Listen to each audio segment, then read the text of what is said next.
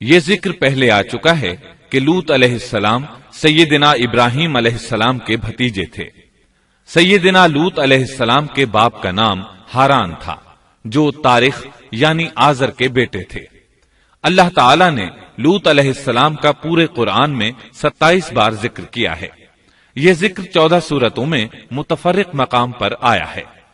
آپ کا والد آپ کے بچپن ہی میں فوت ہو گیا تھا، اس لیے آپ نے اپنے دادا آزر کے گھر اپنے چچا ابراہیم علیہ السلام کے ہاں پرورش پائی۔ یہی وجہ ہے کہ ابراہیم علیہ السلام کو ان سے بے حد محبت تھی۔ جس وقت پوری قوم سیدنا ابراہیم علیہ السلام کے خلاف اٹھ کھڑی ہوئی اور انہیں آگ میں ڈالا گیا، اس کٹھن وقت میں صرف لوط علیہ السلام ہی وہ شخصیت تھے جو آپ پر ایمان لا چکے تھے، جیسا کہ اللہ تعالی نے فرمایا، ان پر لوط ایمان لے آئے۔ پھر جب ابراہیم علیہ السلام نے ہجرت کی تو لوط علیہ السلام نے بھی ان کے ساتھ ہجرت کی۔ اللہ تعالی فرماتے ہیں، اور کہنے لگے کہ میں اپنے رب کی طرف ہجرت کرنے والا ہوں، وہ بڑا ہی غالب اور حکیم ہے۔ اس سے پہلے ہم ذکر کر آئے ہیں کہ جب ابراہیم علیہ السلام مصر سے فلسطین واپس چلے گئے تو آپ نے اپنے بھتیجے لوط کو سدوم بستی کی طرف بھیج دیا۔ یہ بحر مردار کے پاس ایک بستی تھی، تجارتی مرکز اور مسافروں کے لیے آرام کی جگہ تھی۔ یہ ایک کافر قوم تھی، ان میں ایک بھی مومن نہیں تھا۔ اللہ تعالی فرماتے ہیں، پس جتنے ایماندار وہاں تھے ہم نے انہیں نکال لیا، اور ہم نے وہاں مسلمانوں کا صرف ایک ہی گھر پایا۔ یہ سب لوگ کافر تھے، لوگوں میں سب سے زیادہ فاسق اور فاجر تھے۔ ان لوگوں نے ایسی برائیاں ایجاد کی کہ ان سے پہلے کائنات میں کسی نے نہ کی تھیں۔ چنانچہ اللہ فرماتے ہیں، جب لوط نے اپنی قوم سے کہا، تم ایسی فحاشی اور بے حیائی کا ارتکاب کرتے ہو جو جہانوں میں تم سے پہلے کسی شخص نے نہیں کی۔ پھر اللہ فرماتے ہیں، کیا تم عورتوں کو چھوڑ کر مردوں سے حاجت پوری کرتے ہو، بلکہ تم حد سے بڑھنے والی قوم ہو۔ اس کام یعنی اغلام بازی اور جنسی بے راہ روی کو قوم لوط نے شروع کیا، لیکن بعض کہتے ہیں یہ تو فطری چیز ہے اور بعض کہتے ہیں یہ جنات سے شروع ہوئی۔ بہرحال یہ فسق و فجور اور گھناؤنا جرم اسی قوم سے شروع ہوا۔ فرشتوں کی زبانی اللہ تعالی نے فرمایا، فرشتوں نے کہا کہ ہم گناہگار قوم کی طرف بھیجے گئے ہیں۔ پھر کہنے لگے، مگر خاندان لوط کہ ہم ان سب کو تو ضرور بچا لیں گے، سوائے اس کی بیوی کے کہ ہم نے اسے رکنے اور باقی رہ جانے والوں میں مقرر کر دیا ہے۔ اسی طرح لوط علیہ السلام نے ان سے کہا، کیا تم جہان والوں میں سے مردوں کے ساتھ شہوت رانی کرتے ہو، اور تمہاری جن عورتوں کو اللہ نے تمہارا جوڑ بنایا ہے ان کو چھوڑ دیتے ہو، بلکہ تم ہو ہی حد سے گزر جانے والے۔ اللہ تعالی نے قرآن میں کتنے ہی مقامات پر اس گناہ کی برائی اور قباحت بیان فرمائی ہے، اس لیے کہ یہ نہایت سنگین اور گھناؤنا جرم ہے۔ اللہ تعالی فرماتے ہیں، اور لوط کا ذکر کر جبکہ اس نے اپنی قوم سے کہا کہ کیا باوجود دیکھنے بھالنے کے پھر بھی تم بدکاری کرتے ہو؟ یہ کیا بات ہے کہ تم عورتوں کو چھوڑ کر مردوں کے پاس شہوت سے آتے ہو؟ حق یہ ہے کہ تم بڑی ہی نادانی کر رہے ہو۔ اللہ تعالی نے اس قوم کی قبیح خصلتوں کا جتنا ذکر کیا ہے کسی اور قوم کا نہیں کیا۔ انہیں کافر، مجرم، جاہل اور حد سے بڑھنے والا کہا گیا، کہیں فضول خرچی کرنے والے اور فاسق کہا گیا۔ یہ تمام برائیاں ان میں موجود تھیں۔ اللہ تعالی فرماتے ہیں، اور لوط کو یاد کرو جب انہوں نے اپنی قوم سے کہا، تم ایسی فحاشی کرتے ہو کہ تم سے پہلے کسی جہاں والے نے نہیں کی۔ کیا تم مردوں کے پاس بدفعلی کے لیے آتے ہو اور راستوں میں ڈاکے ڈالتے ہو اور مجالس میں نہایت برے کام کرتے ہو؟ یہ لوگ اس قدر خبیث تھے کہ بھری مجلس میں برے برے کام کرتے تھے۔ مثلا سب کی موجودگی میں زوردار آواز کے ساتھ ہوا خارج کرتے، پھر اپنی اس حرکت پر ہنستے۔ غرض یہ کہ برائی کی تمام تر صفات ان میں موجود تھیں۔ لوط علیہ السلام پھر بھی انہیں سمجھاتے رہے، لیکن وہ جھٹلاتے ہی رہے۔ اللہ تعالی فرماتے ہیں، قوم لوط نے پیغمبروں کو جھٹلایا، جبکہ ان کے بھائی لوط نے ان سے کہا کہ تم اللہ کا خوف نہیں رکھتے۔ میں بلا شبہ تمہاری طرف امانت والا پیغمبر ہوں، البتہ اللہ سے ڈرو اور میری اطاعت کرو، اور اس کام پر میں تم سے کوئی اجرت اور مزدوری نہیں چاہتا۔ मेरा अज्र तो सिर्फ और सिर्फ जहानों को पालने वाले के जिम्मे है। अंबिया का मिशन ही ये होता है कि तबलीग करते रहें। लिहाजा लूत अलैहिस्सलाम दावत देते रहे, लेकिन दावत के नतीजे में कौम का रद्द अमल क्या था, अल्लाह ने इसका भी जिक्र किया है। फरमाया, बस उसकी कौम का जवाब यही होता कि अल्लाह का अजाब ले आ अगर तू सच्चा है। इस्लाम दुश्मन और काफिर कौमों का जवाब यही होता है। कौम आद और कौम समूद ने भी यही जवाब दिया था। दूसरी आयत में है, लूत ने उन्हें हमारी पकड़ से डराया, यानी उन्होंने कहा, ए कौम, अल्लाह की पकड़ से और अजाब से बच जाओ, मोहतात हो जाओ। उसकी लाठी बेआवाज है, लेकिन वो डराने वालों से भी झगड़ते ही रहे। एक और आयत में अल्लाह फरमाते हैं, और उनकी कौम से कोई जवाब न बन पड़ा बजुज इसके कि आपस में कहने लगे कि इन लोगों को अपनी बस्ती से निकाल दो, ये पाकबाज बनने की कोशिश करते हैं।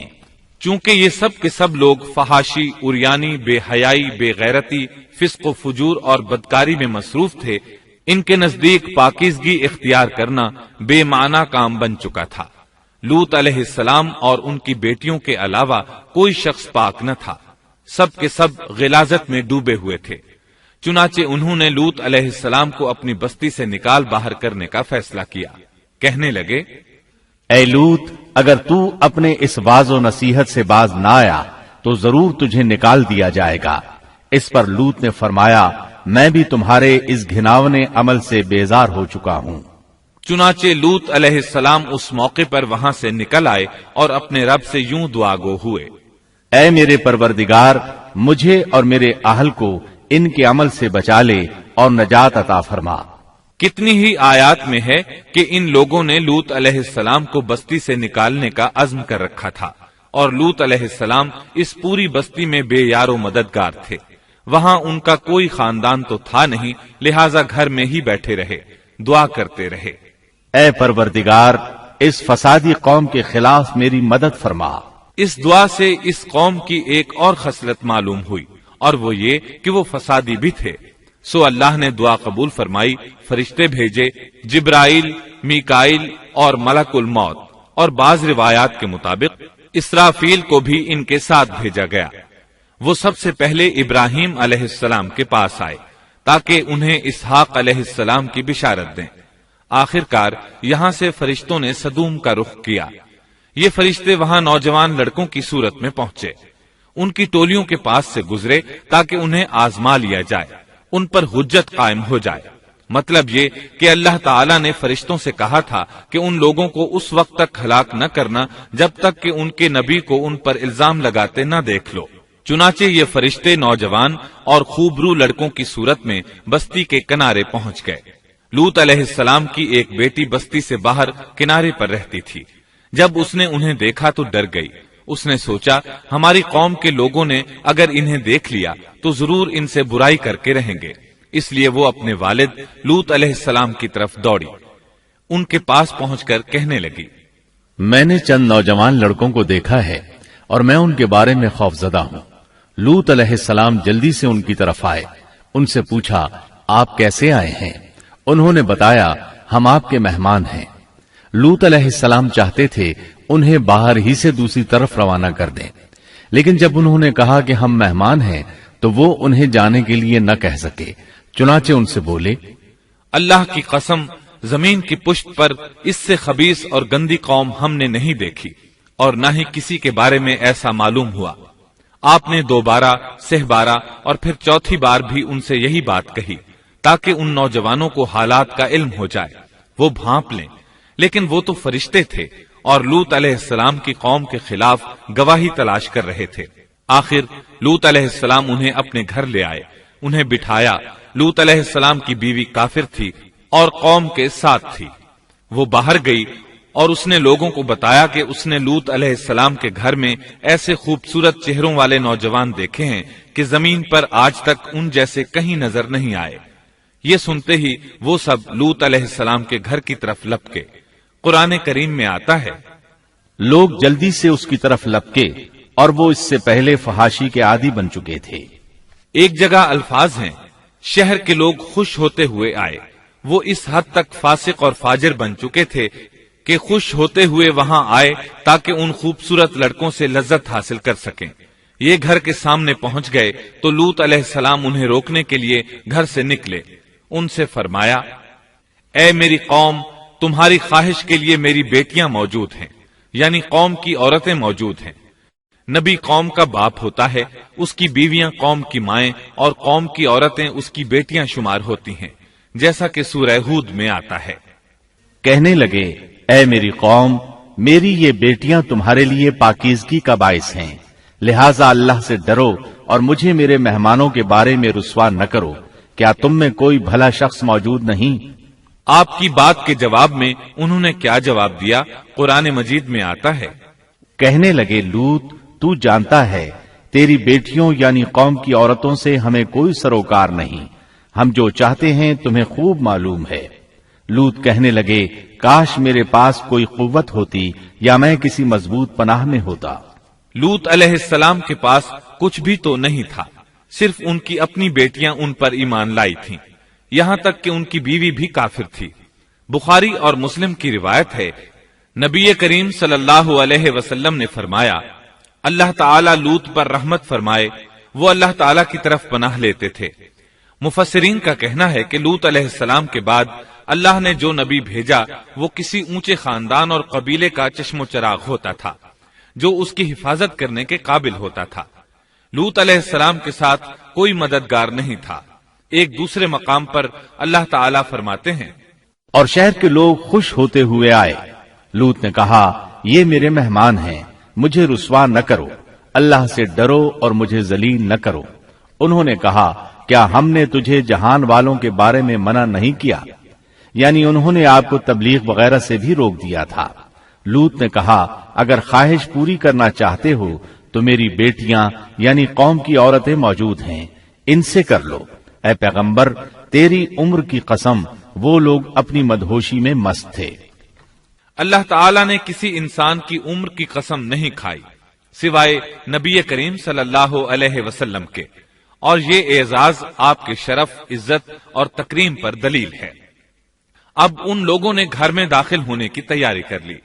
ادھر لوط علیہ السلام نے اپنے تینوں مہمانوں کی طرف دیکھا۔ آپ ان کے لیے فکر مند تھے، لیکن وہ یہ دیکھ کر حیران ہوئے بغیر نہ رہے کہ وہ تینوں بالکل بے فکر بیٹھے تھے۔ اس وقت کی کیفیت اللہ تعالیٰ نے قرآن مجید میں یوں بیان فرمائی ہے، لوط کہنے لگے، تم لوگ تو کچھ انجان سے معلوم ہو رہے ہو۔ اس پر وہ کہنے لگے، ہم تو تیرے پاس وہ فیصلہ لائے ہیں جس میں اس قوم کو شک تھا، اور ہم تیرے پاس حق لے کر آ چکے ہیں، اور بے شک ہم سچے ہیں۔ سورۃ العنکبوت میں اللہ تعالیٰ فرماتے ہیں، فرشتوں نے کہا، اے لوط، نہ ڈر اور غم نہ کھا، یقیناً ہم تجھے اور تیرے اہل کو سوائے تیری بیوی کے نجات دیں گے، وہ پیچھے رہ جانے والوں میں سے ہوگی۔ ہم اس بستی والوں پر ان کے گناہوں کے سبب آسمان سے عذاب نازل کرنے والے ہیں۔ انہوں نے یہ بھی کہا، کہنے لگے، اے لوط، ہم اللہ کے بھیجے ہوئے فرشتے ہیں، یہ لوگ تجھ تک نہ پہنچ پائیں گے، یعنی تجھے تکلیف نہیں پہنچا سکیں گے۔ پھر ان میں سے ایک شخص نے اندر داخل ہونے کی کوشش کی۔ جبریل اٹھے، انہیں ایک ایسی ضرب لگائی کہ تمام کے تمام اوندھے ہو گئے۔ اس بارے میں اللہ کا فرمان ہے، انہوں نے لوط کو اس کے مہمانوں کے بارے میں پھسلانے کی کوشش کی تو ہم نے ان کی آنکھیں مٹا ڈالی۔ اللہ تعالیٰ سورۃ القمر میں فرماتے ہیں، فذوقوا عذابی ونذر، پس میرا عذاب اور ڈرانا چکھو۔ وہ دھمکیاں دینے لگے اور واپس جاتے ہوئے کہنے لگے، ہم تجھ سے کل نبٹ لیں گے۔ انہوں نے سزا محسوس بھی کر لی، لیکن پھر بھی توبہ نہ کی۔ اس وقت فرشتوں نے کہا، یقیناً ان کے وعدے کا وقت صبح کا ہے، اور کیا صبح بالکل قریب نہیں؟ صبح تک انہیں مہلت مل گئی۔ فرشتوں نے کہا، اے لوط، اپنے اہل کو رات کے حصے میں لے کر نکل جا، اور ان کے پیچھے پیچھے تو چل، اور تم میں سے کوئی پیچھے مڑ کر نہ دیکھے، اور جہاں تمہیں حکم ہو چلے جاؤ۔ اور ہم نے اسے وہ فیصلہ سنا دیا کہ صبح ہوتے ہی اس قوم کی جڑ کاٹ دی جائے گی۔ اسی طرح اللہ تعالیٰ سورۃ الشعراء آیت 170 اور 171 میں فرماتے ہیں، ہم نے اسے اور اس کے تمام اہل کو نجات دی سوائے اس کی بیوی کے جو پیچھے رہنے والوں میں سے تھی۔ سورۃ القمر میں اللہ تعالیٰ فرماتے ہیں، تمام ہلاک ہو گئے سوائے لوط کی آل کے، انہیں ہم نے صبح سحری کے وقت یعنی رات کے آخری حصے میں نجات دی، یہ ہمارا احسان تھا اور اسی طرح ہم شکر گزاروں کو بدلہ دیتے ہیں۔ چنانچہ لوط علیہ السلام نکل کھڑے ہوئے، ان کے ساتھ ان کی صرف 2 بیٹیاں تھیں، وہ بستی سے نکل گئے، پھر صبح ہوئی، روشنی پھیلنے لگی تو عذاب آ گیا، اور صبح سویرے ہی انہیں ٹھہرنے والے عذاب نے آ لیا، پس تم میرے عذاب اور ڈرانے کا مزہ چکھو۔ یہ عذاب کیسا تھا؟ جبریل علیہ السلام آئے، اپنا پر زمین کے نیچے داخل کیا، اس مکمل بستی کو اکھیڑا اور آسمان کی طرف اٹھا کر لے گئے۔ کہا جاتا ہے کہ فرشتوں نے اس بستی کے مرغوں کی اذان اور کتوں کے بھونکنے کی آوازیں سنی اور لوگوں نے فرشتوں کی تسبیح سن لی۔ جبریل علیہ السلام نے ایک چیخ ماری، سب بجھی ہوئی آگ کی طرح ہو گئے، پھر مکمل بستی کو پکڑ کر الٹا دیا، ہر ایک کے لیے آسمان میں پتھر تیار تھا، بہرحال اس کو زمین پر دے مارا۔ اللہ تعالیٰ سورہ ہود میں فرماتے ہیں، پس جب ہمارا حکم آیا تو ہم نے اس کا اوپر والا حصہ نیچے کیا اور ان پر کنکریلے پتھر برسائے جو تہ بتہ تھے، تیرے رب کی طرف سے نشاندار تھے اور وہ ان ظالموں سے کچھ دور نہیں تھے۔ سورۃ الحجر میں اللہ فرماتے ہیں، روشنی ہوتے ہی انہیں بڑے زور کی چیخ نے پکڑ لیا، پھر ہم نے اس کا بلند حصہ نیچے کیا اور ان پر کنکر والے پتھر برسائے۔ سورۃ الشعراء میں اللہ فرماتے ہیں، اور ہم نے ان پر ایک خاص قسم کا می برسایا، پس بہت ہی برا می تھا جو ڈرائے گئے ہوئے لوگوں پر برسا۔ یہ ماجرا بھی سراسر عبرت ہے، ان میں سے بھی اکثر مسلمان نہ تھے۔ بے شک تیرا پروردگار وہی ہے غلبے والا، مہربانی والا۔ سورۃ النجم میں اللہ فرماتے ہیں، اور اس نے الٹائی ہوئی بستیاں گرا دی، پھر ان کو اس چیز سے ڈھانپا جس سے بھی ڈھانپا، مطلب یہ کہ ان پر پتھروں کی بارش برسائی، پس تم اپنے رب کی کون کون سی نعمتوں میں جھگڑو گے۔ یہ شخص بھی پہلے ڈرانے والوں کی طرح ایک ڈرانے والا ہے۔ اس طرح یہ بستی سدوم باہر مردار کے علاقے میں تہس نہس ہو گئی اور اس کے آثار و نشانات قیامت تک کے لیے چھوڑ دیے گئے ہیں۔ ان نشانات کو اسی لیے باقی چھوڑا گیا ہے کہ سارا جہان ان کو دیکھ کر عبرت پکڑے، فحاشیوں سے باز آ جائے، خاص طور پر سب سے بڑی فحاشی جو قوم لوط کا عمل تھا اس سے باز آ جائیں۔ سیدنا لوط علیہ السلام کے اس قصے میں قرآن حکیم اور احادیث نبوی سے یہ بات ثابت ہوتی ہے کہ سیدنا لوط علیہ السلام جس قوم کی طرف مبعوث کیے گئے تھے وہ قوم اخلاق کے اعتبار سے بالکل ختم ہو چکی تھی اور اب اس کی اصلاح ناممکن ہو چکی تھی۔ اس قوم نے اپنے جرم کو جرم بھی نہیں سمجھا تھا، عام مقامات پر اعلانیہ بے حیائی کرنا ان کا مشغلہ تھا۔ یہ ایسا عمل تھا جس کی ماضی میں کوئی نظیر نہیں ملتی۔ مردوں کا مردوں سے اختلاط اور عورتوں کا عورتوں سے، یہ ایسا فعل تھا جو جنگل کے وحشی جانور بھی نہیں کرتے۔ یہی وجہ تھی کہ یہ قوم اپنے میں سے کچھ نیک لوگوں کو بھی برداشت نہیں کرتی تھی، وہ انہیں نیکی اور شرافت کی دعوت دیتے تھے، اسی لیے وہ ان کے سخت مخالف ہو گئے تھے۔ قرآن کریم نے اس قوم کے 3 بڑے جرائم کا ذکر کیا ہے، یہ کہ تم مردوں سے بدفعلی کرتے ہو، مسافروں کو لوٹ لیتے ہو، عام مجلسوں میں اعلانیہ فحاشی کرتے ہو۔ ان 3 گناہوں میں سے سب سے پہلا گناہ بدترین گناہ تھا۔ یہ گناہ اس قوم سے پہلے کسی نے نہیں کیا تھا، گویا وہ اس گناہ کو ایجاد کرنے والے تھے، اور یہ گناہ زنا سے بھی زیادہ شدید ہے۔ قرآن کریم اور احادیث کی روح سے اغلام بازی ایک بدترین گناہ ہے۔ احادیث میں اس گناہ کی مختلف سزائیں آئی ہیں۔ ایک روایت میں ہے کہ فاعل اور مفعول دونوں کو قتل کر دو۔ بستی سدوم عذاب کے نزول سے قبل کن حالات سے دوچار تھی، سورۃ الزاریات آیت 35 اور 36 میں یوں بیان ہوا ہے، پھر ہم نے ان سب لوگوں کو نکال لیا جو اس بستی میں مومن تھے، یعنی لوط علیہ السلام اور ان پر ایمان لانے والے. سو ہم نے اس بستی میں سوائے ایک گھر کے مسلمانوں کا کوئی گھر نہ پایا. اس کا مطلب ہے وہاں صرف سیدنا لوط علیہ السلام اور ان کا گھرانہ مسلمان تھا، باقی سب گھر کافروں کے تھے. اللہ تعالیٰ کسی قوم کی مکمل تباہی کا فیصلہ اس وقت تک نہیں کرتے جب تک کہ اس قوم میں کچھ قابل لحاظ بھلائی موجود ہو، مگر جب قوم کا حال یہ ہو جائے کہ اس میں بھلائی آٹے میں نمک کے برابر بھی باقی نہ رہے، تو ایسی صورت میں اللہ کا قانون یہ ہے کہ نبی اور اس پر ایمان لانے والوں کو اپنی قدرت خاص سے کسی نہ کسی طرح بچا لیا جاتا ہے، اور باقی لوگوں کے ساتھ وہی معاملہ کیا جاتا ہے جو ہوش مند تاجر اپنے ٹوکرے کے گلے سڑے پھلوں کے ساتھ کرتا ہے. اچھے پھل ان میں سے نکال لیتا ہے اور سڑے ہوئے باہر پھینک دیتا ہے. عذاب کے بعد اللہ تعالیٰ نے اس شہر کے کھنڈرات کے بارے میں سورۃ الزاریات آیت 37 میں یوں فرمایا ہے: اس عذاب کے بعد ہم نے وہاں بس ایک نشانی ان لوگوں کے لیے چھوڑ دی جو دردناک عذاب سے ڈرتے تھے. اس نشانی سے مراد بحیرہ مردار ہے. اس کا جنوبی علاقہ آج بھی ایک عظیم تباہی کے آثار پیش کر رہا ہے. ماہرین آثار قدیمہ کا خیال ہے کہ قوم لوط کے 5 بڑے شہر شدید زلزلے سے زمین میں دھنس گئے تھے اور ان کے اوپر بحیرہ مردار کا پانی پھیل گیا تھا.